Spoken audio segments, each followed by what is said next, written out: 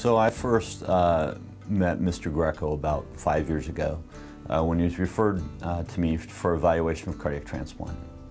He really has a long history of coronary artery disease, had a first MI in his 30s. It all started in 1984.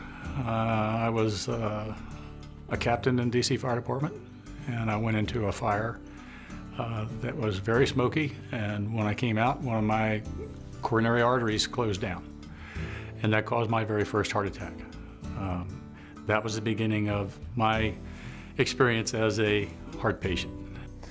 Subsequently had multiple procedures, bypass, stents, angioplasties, a ton of catheterizations over the years.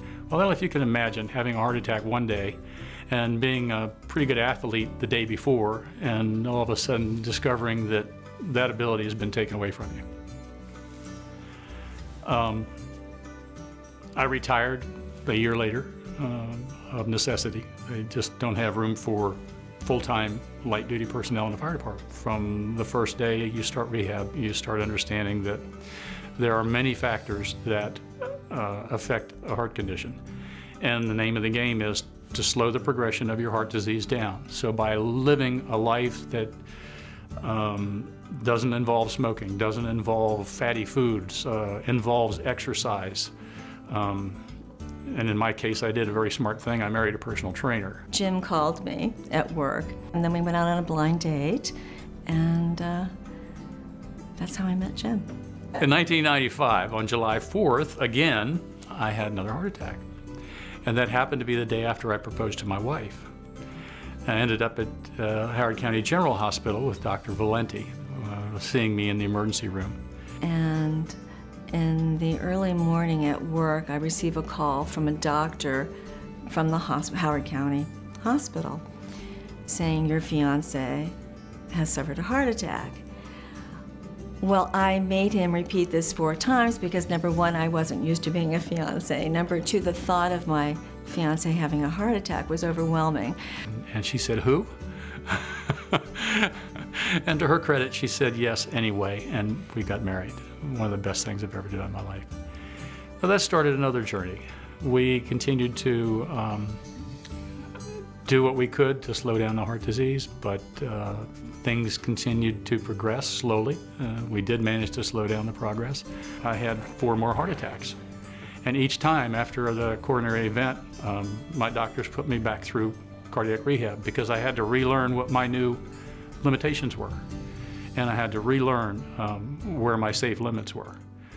So I think for the last 20 years, I've done as well as I could, and it's all because of the group over there at Howard County General and the good doctors and nurses that work with them. And he finally got to the point where the damage to his heart from all of this cardiac disease was making it so he was quite limited. He had trouble with doing kind of activities of life. You know, he'd get tired and short of breath going grocery shopping. At times, just kind of getting up and getting dressed would really be more than he could do. And my good friend Steve Kaufman, a cardiologist that's been with me for 25 years or so, said to me, you know, you really need to get a heart transplant. And I was shocked. I didn't even consider such a thing an option. And the thought of a heart transplant for me was very, very terrifying. The heart transplant team interviewed me. I got to meet all the heart transplant coordinators. And yes, indeed, they agreed that I was a good candidate for a heart transplant. My options were pretty limited at that time.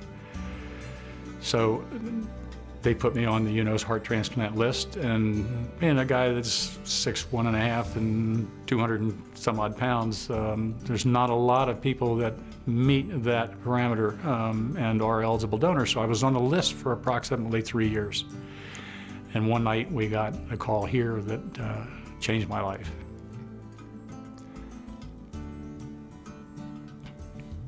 One surprise at the time of transplant is one way that we commonly measure cardiac function is ejection fraction. That's the percent of blood that's squeezed out with each heartbeat. A normal heart ejects 55 to 60%, and his was down, but it was down in the 20-25% range. And most of our patients, when they hit transplant, are down about 10%. So he was higher than that. But at the time of transplant, his heart looked horrible. It was huge, it wasn't squeezing. It really looked like a much worse heart than the 25% that our numbers would have told us that he was. Having been an athlete, I think he knew how to pace himself and how to make himself feel more, healthier than what he actually was. It's all a journey because as we go day by day, it continues to change. And now it's changing for the best. We had a tough time in the beginning, but now it's getting better, and we're looking forward to getting even better. Maybe he may be able to run that marathon one day.